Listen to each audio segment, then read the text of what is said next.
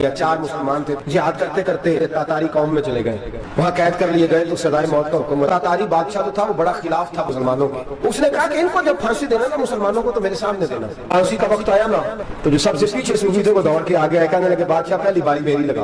बादशाह ने कहा ठीक है इसे लटका दो। वो करीब आए तो दूसरे दौड़ आए, कहने लगे नहीं नहीं पहली बारी में, मैंने ज्यादा काफिर कत्ल किए। उनको फांसी देने लगे तो तीसरे आ गए, कहने लगे नहीं ये तो मेरा कत्ल करता था, रस्ते में बताया करता था, मुझे पहले फांसी दो।